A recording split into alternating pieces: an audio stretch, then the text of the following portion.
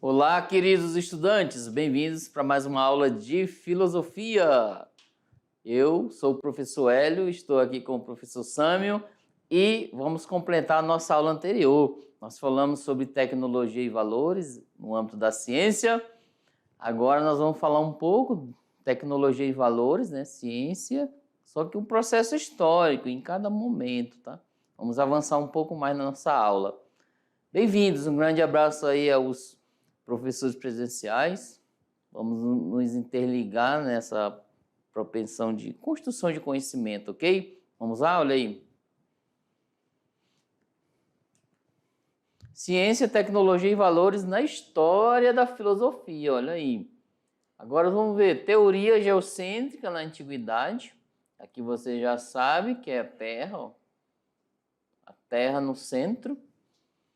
Alquimia na Idade Média, olha só, em cada momento, tá?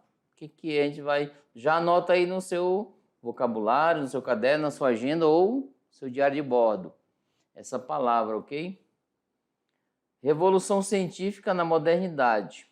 Aqui nós vamos falar um pouco também, né? Uma breve introdução sobre a atual, né? Na atualidade.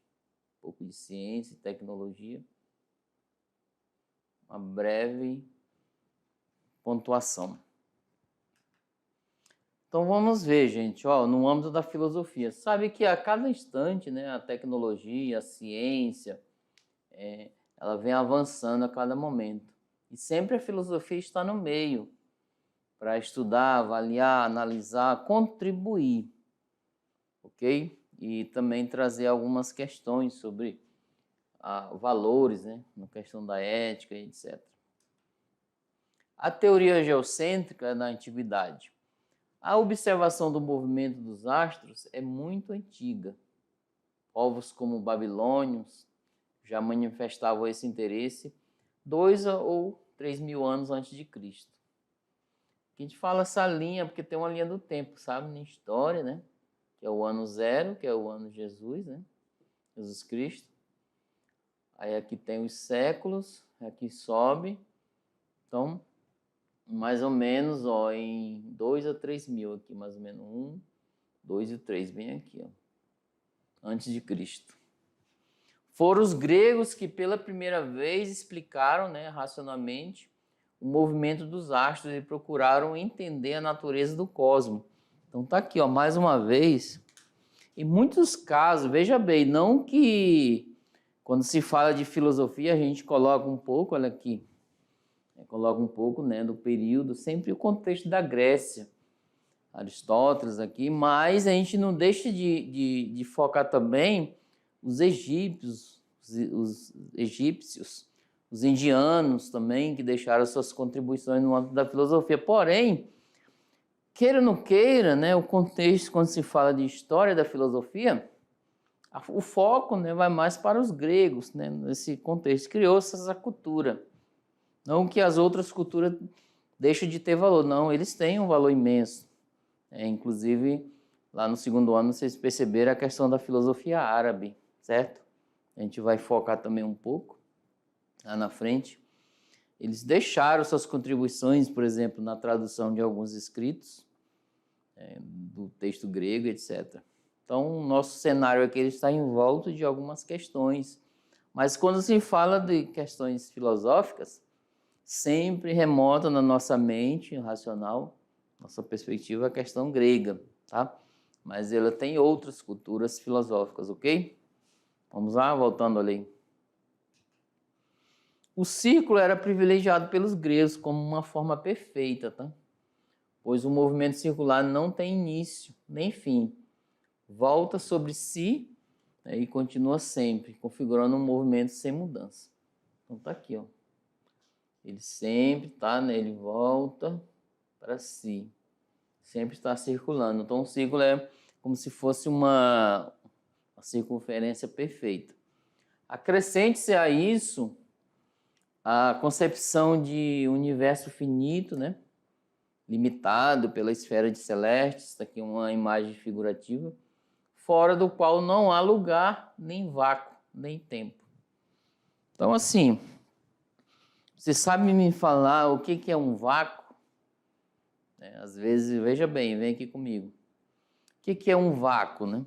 Às vezes vocês compram um alimento, o café, olha só, em Rondônia já temos isso. Tem a embalagem comum, que ela tá lá comum, você pega ela bem macia. E tem a embalagem a vácuo, ou seja, ela é endurecida, ou seja, na máquina, é uma máquina que tira todo aquele ar. É nessa perspectiva, nesse entrame, né, que vai trazer essas questões. O Galileu Galilei, inclusive, fez uma experiência. Ele coloca assim, ó, no vácuo, né? No vácuo onde não tem ar. Aí, dois pesos diferentes, distintos tamanhos, caem por igual, sem o ar. Então, vocês podem até pesquisar sobre isso e além, né? Vamos lá, continuando além. Agora, a questão do geocentrismo. Está aqui uma figura, uma imagem. Inclusive, essa imagem, galera, foi criada na inteligência artificial, ok? A Terra no centro do universo, ó. Circular, né? Os planetas em sua volta, etc. Nas teorias astronômicas da antiguidade, da Idade Média, o que prevaleceu foi o geocentrismo, que é um modelo que concebe a Terra como um móvel, né? Um imóvel centro do universo. Então está aqui a Terra como o centro de tudo. Faz jus à palavra, geo é terra. Centrismo, centro. Essa tradição teve início com Eudoxo, tá? Ó, século V a.C., um dos discípulos de Platão, e foi confirmada por Aristóteles e mais tarde por Cláudio Ptolomeu. Ele é matemático, ele é geômetra e astrônomo, uma das últimas grandes personalidades de Alexandria. Então tá aí, a questão do pensamento geocêntrico, ele não teve algo, falou aqui, pronto. Não, teve todo um fundamento. Os pensadores, né? Começou com Eudoxo, depois Platão, Aristóteles, Ptolomeu, nessa perspectiva. Então, assim, eles, além de defender uma ideia, uma teoria, ele faz toda a pesquisa, toda a análise, né? Não é assim de uma hora para outra, o senso comum, né? Eu pensei, tive essa ideia e vou falar. Não. Teve uma investigação, teve uma avaliação, teve todo um aparato para ser analisado. Então, aqui, ó, colocar a Terra como o centro de tudo. Qual o nome? Geocentrismo, tá? Esse é um pensamento lá do início da filosofia clássica, que é Sócrates, Platão e Aristóteles, e até passou, né, até na Idade Média. Vamos lá? Olha aí. Ptolomeu escreveu a obra Almagesto, né, que representou o mais importante referencial de astronomia geocêntrica daqueles antigos. Esse tratado matemático e astrônomo exerceu influência durante toda a Idade Média, tá aqui, ó, até ser contestado por Copérnico e Galileu, isso aqui na modernidade, tá? O geocentrismo, o que é? É um modelo cuja Terra era o centro do universo, com todos os planetas e o Sol girando ao seu redor. Essa teoria nasceu em um período em que o conhecimento sobre a natureza ainda estava em plena discussão. Então tá aí. Falando sobre a natureza, ainda estava um pouco de discussão para eles. Estava ainda em debate, por exemplo. O geocentrismo surgiu da ideia de professor Sami, um exemplo. Só que, diante disso, o que estava o aparato aqui no diálogo, o debate? Sobre a natureza. Aí o Sami surgiu a ideia, olha, vamos analisar, investigar e ter essa perspectiva de que a Terra é o centro, os planetas estão em sua volta e giram em seu torno, inclusive o Sol. Se o debate em si, na comunidade de pensamento do conhecimento da época, era sobre a natureza, eles aceitaram para analisar. Então é nessa perspectiva aí, ok? Vamos lá? Olha aí. Os filósofos haviam eleito 4 elementos fundamentais, isso na filosofia da natureza, ok? Que é a terra, tá aqui, ó. A terra, a água, simbolicamente, aqui na nossa torneira, o ar, tá aqui, ó, simbolicamente pela nuvem, e fogo, tá aqui, ó.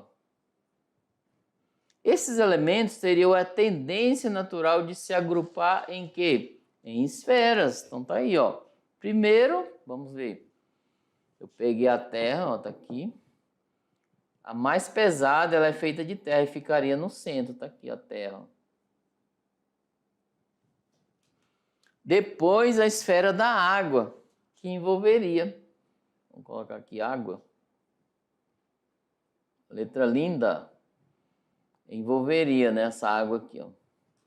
Depois a esfera de ar, né, que estava em volta aqui, ó. Coloquei o branquinho, o ar.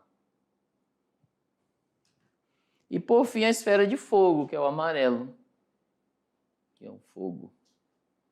Então era assim a perspectiva, né, os elementos que agrupavam a esfera e trouxeram essa ideia para o centro do universo, né? Ó, eu fiz umas animações, tirei desse site aqui, ó.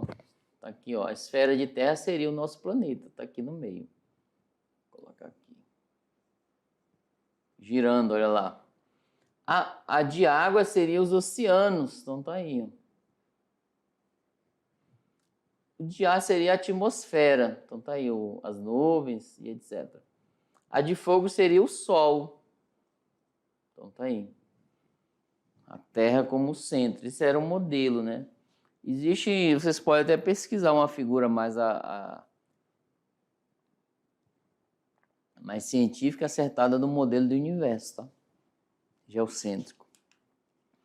Em ordem, a partir da Terra, o sistema geocêntrico era a Lua, estava bem aqui a Lua, mais ou menos. O Mercúrio, né, o planeta Mercúrio, só. Vênus, né? O Sol tá aqui, ó.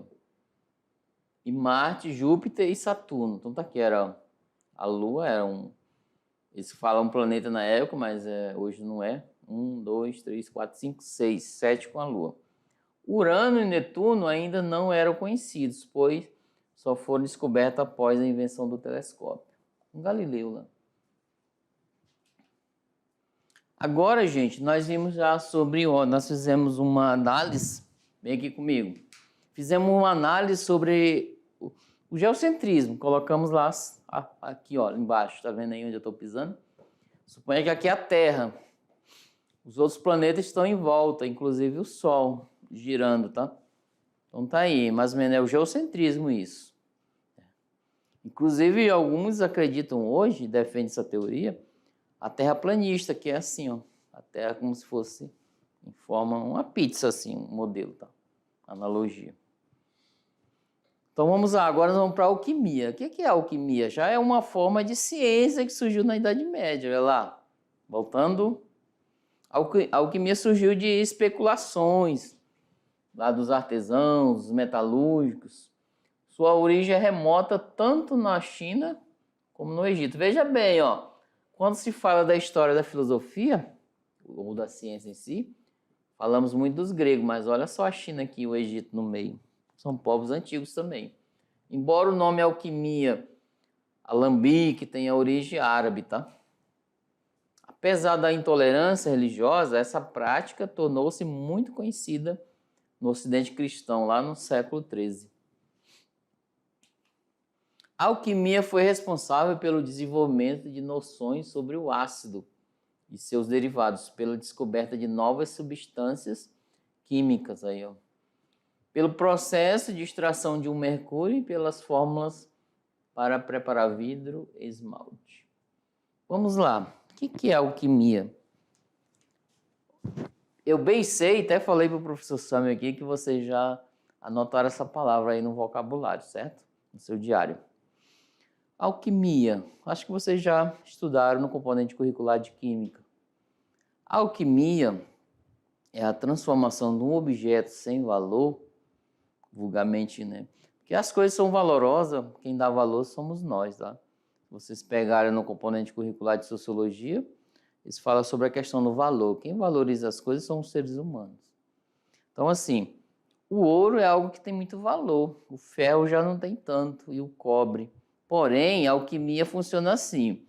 Um metal sem valor, ele é encoberto por um metal com valor. Assim, ele se torna um metal com valor a partir da sua cobertura. Exemplo, os cordões embanhados a ouro, eles são de metal de alguma forma parecida, porém eles têm um embanhamento de ouro. É comum fazer isso. Alquimia, ou seja, transformar um metal pobre num metal valoroso, que tenha valor, nobre. Então essa é a alquimia, transformações. Então ela é muito rejeitada no período da Idade Média, ok? Vamos lá, voltando. O saber oficial sempre desdenhou dessa atividade, tanto aí, ó. Qual era o saber oficial da época? Da igreja, etc. Por estar vinculado às práticas manuais, ó. Além do que as técnicas descobertas eram guardadas em segredo. E os documentos de difícil leitura envoltos em aura mística. Então tá aí. Então fique sabendo que a questão da alquimia, ela não era aceita. Os alquimistas acreditavam na transmutação, ó. Isto é, na transferência do espírito de um metal nobre para uma matéria de metais comuns. Aqui vamos dizer o metal nobre, que é o ouro. Vamos colocar aqui o ferro.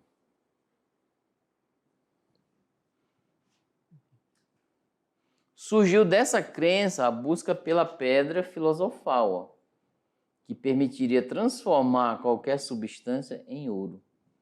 O elixir da longa vida foi outro projeto na alquimia medieval. Então tá aí, gente. É uma transformação. É como se vocês... É claro que lá era algo mais valoroso, né? O elixir da longa vida. Eles acreditavam que tomasse aquela substância, você teria longa vida, mais de 100 anos, etc. A fonte da juventude, imagine só. Então era outra polêmica da época, além dessa do ouro. A gente vê na atualidade, inclusive em alguns momentos, pessoas fazerem churrasco com carne banhada a ouro. Olha só, a alquimia ali no material comestível. Né? Nessa perspectiva, vocês inclusive já devem ter visto nas redes sociais aí. Vamos lá, continuando ali. Para a igreja, essas práticas tinham um caráter herético, tá? Heresia, né, que é contra o pensamento religioso. E foram proibidas pelo Papa João XXII, em 1317. Gente, vocês podem até pesquisar, tá? Coloca essa palavra no seu vocabulário. Pode ser até essa aqui, ó, heresia. Ok? A Inquisição perseguia os infratores com rigor e muitas vezes condenava-os à fogueira sob a acusação da bruxaria. Então, assim, ó, transformar um metal pobre em algo bom, bonito, etc., nobre, aí eles consideravam também, eram bem perseguidos na época. Olha só como era o pensamento. Agora, a Revolução Científica na modernidade. Então tá aqui, gente, ó, um modelo do geocentrismo. Oh, desculpa, o heliocentrismo. Em sua obra Pensamento, Blaise Pascal, ó, escreveu: o silêncio desses espaços infinitos me apavora. Gente, olha só, vocês já fizeram essa experiência aí em algumas cidades do estado de Rondônia? Pelo fato das luzes não ofuscar tanto no universo, que se tiver num lugar onde não tem muita iluminação na cidade, ou ali em espaço, no sítio, etc., você consegue ver o espaço no seu escuro total à noite. E por assim dizer, né, a beleza das estrelas, céu estrelado. Imagine só, você já sentou lá debaixo da árvore à noite com os colegas ou sozinho e contemplou aquele céu estrelado? Agora tem essa frase de Blaise Pascal, olha só o que ele fala aí, ó. Veja bem.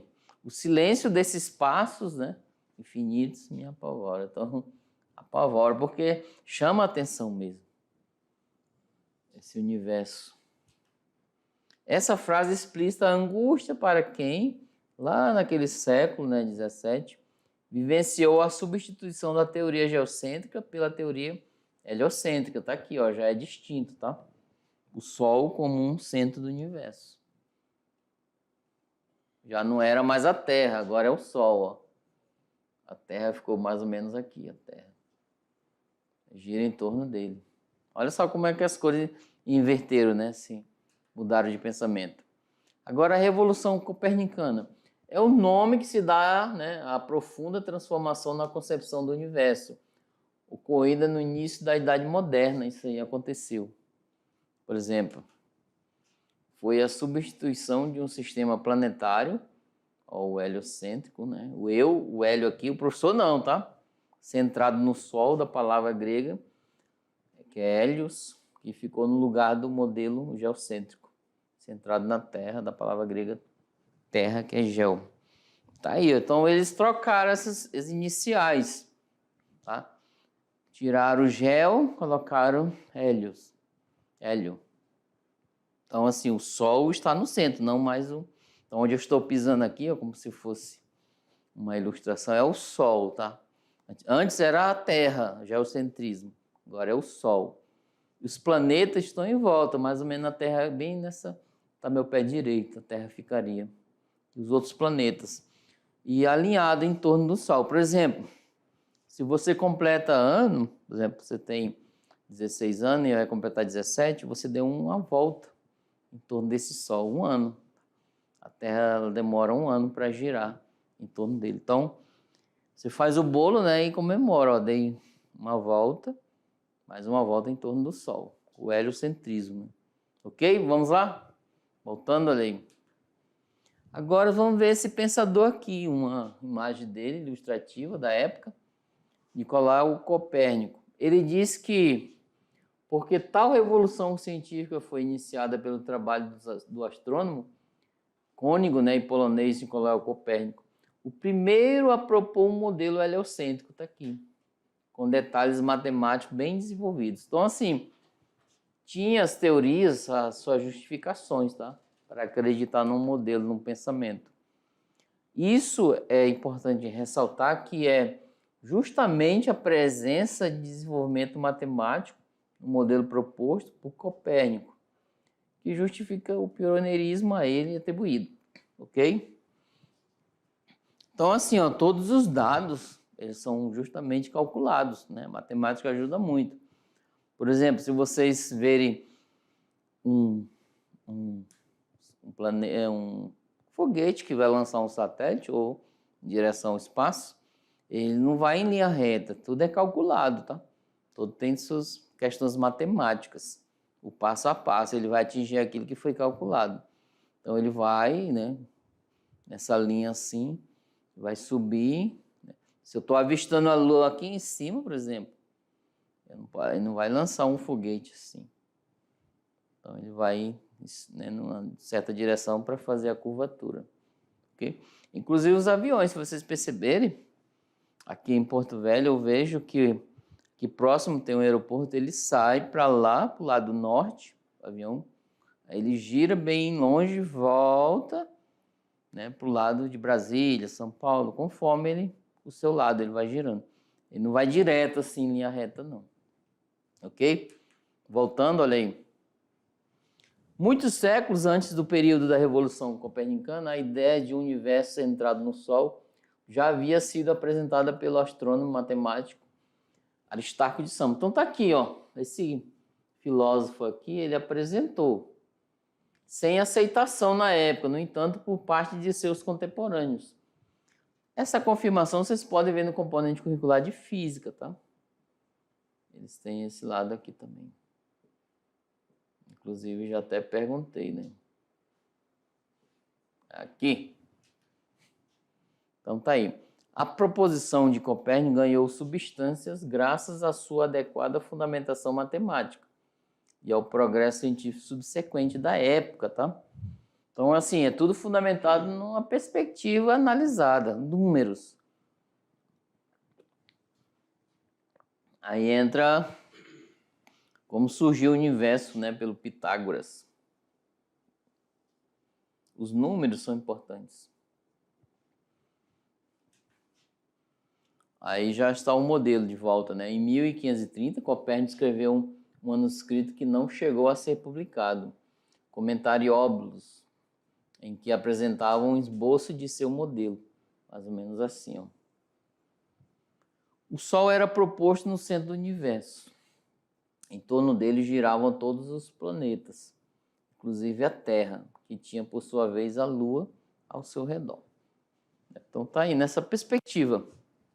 Sabendo que, veja bem, sabendo que a Lua hoje não é considerada planeta, mas um satélite natural da Terra, e ele está colado à Terra nessa distância, mais ou menos 345, a média, 345 mil quilômetros daqui até a Lua. Então, assim, nessa perspectiva, a Terra vai girando, a Lua vai acompanhando.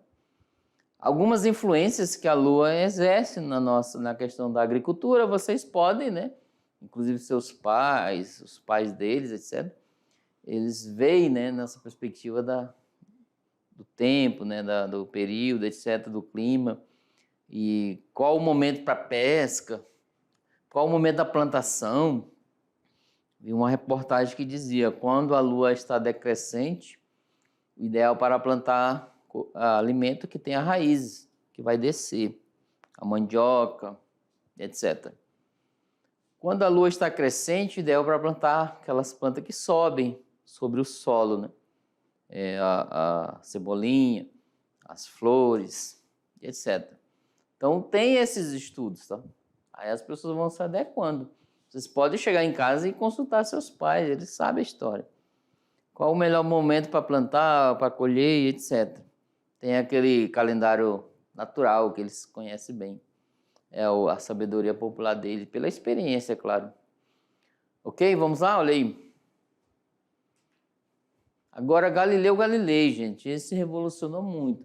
Balançou esse período, tá? Entre a saída da Idade Média para a moderna. Ele foi pensador renascentista, que é do Renascimento, lá da Itália. Aperfeiçoou o telescópio, tá aí, já tinham criado, mas ele ampliou mais. Inclusive, com essa ideia do telescópio, ele ganhou espaço na universidade, porque os poderosos foram com ele na montanha e avistaram. Imagine só, né? Você nunca viu aquilo. E avistar uma montanha bem perto de você com o telescópio. Eles ficaram encantados com isso. Muito legal. Ele se dedicou a diferentes saberes, como a astronomia, a matemática e a física.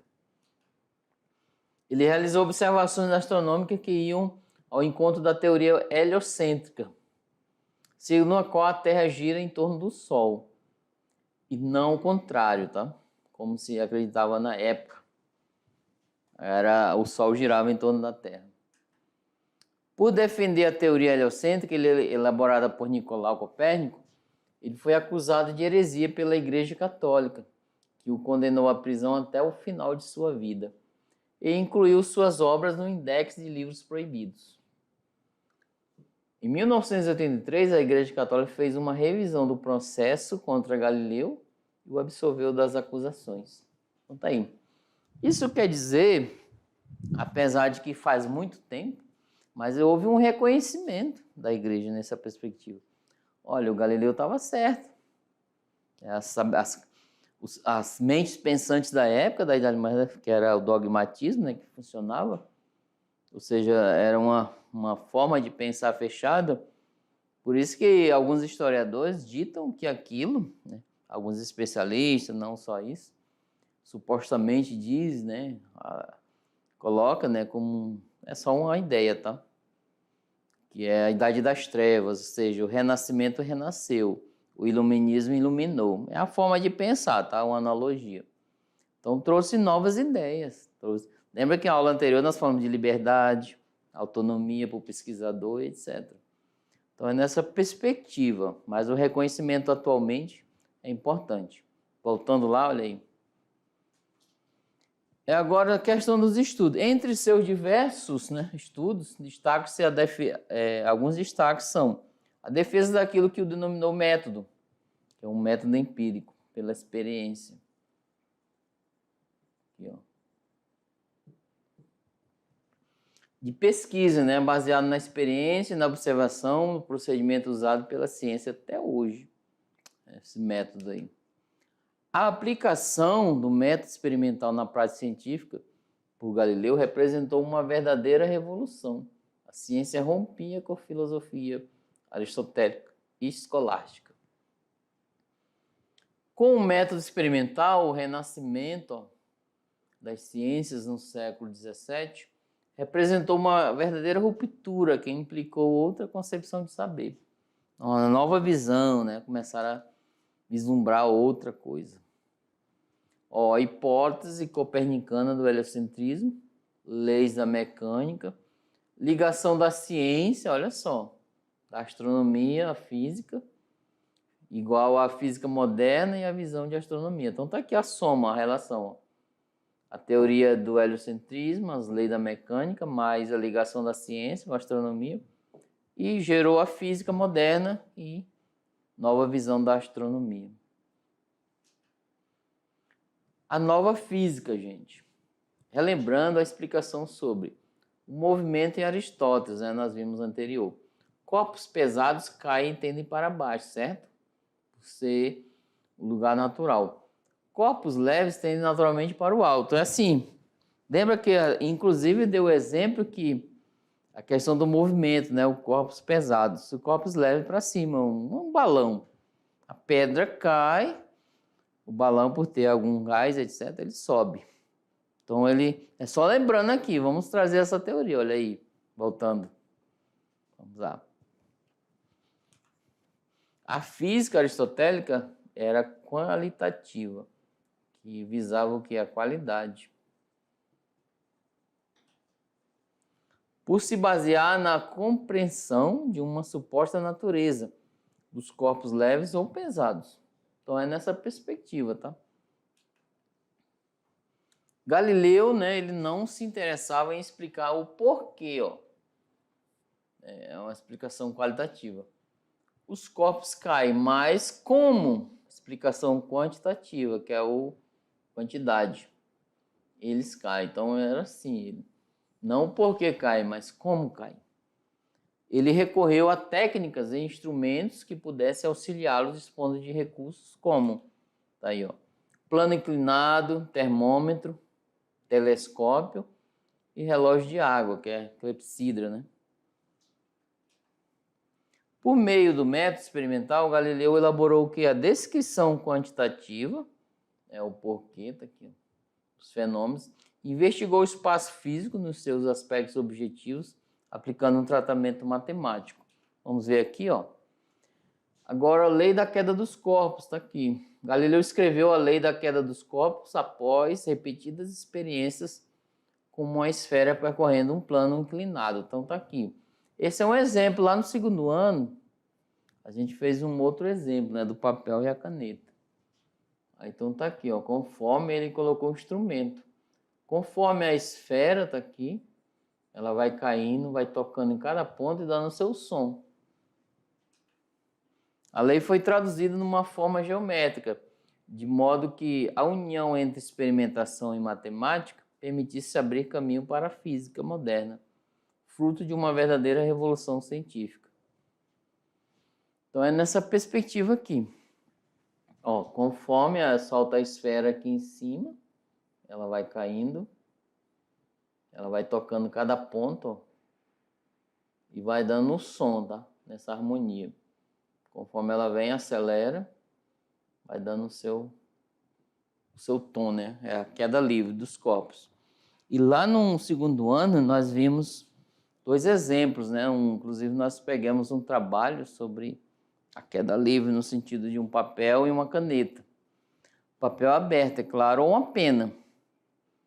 Aí nós jogamos no chão, né? Nessa perspectiva. Ele no vácuo, ou seja, quando não tem o ar, né, eles caem por iguais, né, mesmo tamanho. Porém, lá a potência de cair depende do peso. Agora, ele com ar, um mais leve cai por último.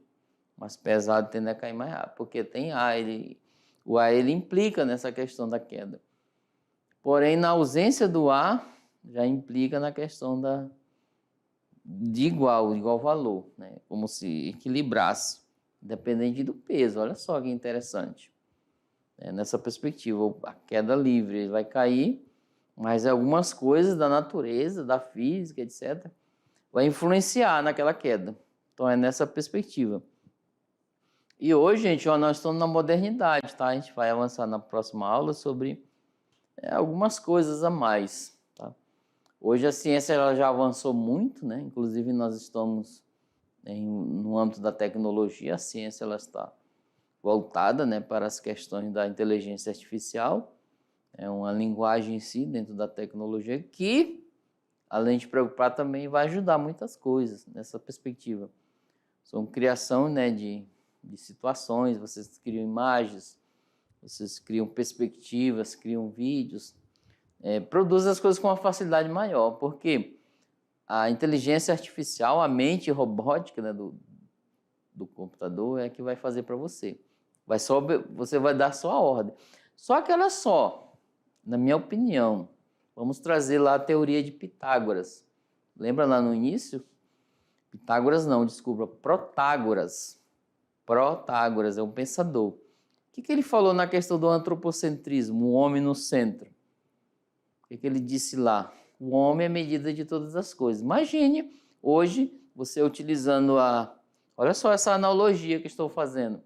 A inteligência artificial para colocar o ser humano mais uma vez no centro, mais ainda. Veja bem. Por quê? Porque ele só vai dar o comando para a máquina fazer o que ele quer. Por exemplo, eu vou fazer um artigo, porém eu que tinha que ler, preparar, pesquisar. Não, ele vai só dizer para a máquina, faz um artigo assim, assim. Aí ela vai produzir, inclusive rápido. Então, assim, ela nos preocupa também, tá? Nessa perspectiva. Cria uma imagem assim, assim, assado, nessa linhagem, né? Então, vamos lá, olha aí, voltando. Então, essa é a lei da queda dos corpos, tá? Vocês podem, além, né, pesquisar, para vocês analisarem mais a fundo, com maior tempo, né, que a gente não tem. Então, as nossas referências, né, na nossa aula de hoje, diante dessa perspectiva, a gente avançou mais um pouco sobre o processo. E só lembrando que nós colocamos aqui uma breve introdução sobre a temática, tá? Porém, vocês vão além, né, diante dessa perspectiva. Vão buscar novos conhecimentos, aprofundar mais, acompanhar nesse ritmo. E olha só, não saia daí não, que daqui a pouco a gente tem mais. Tchau, tchau, um grande abraço.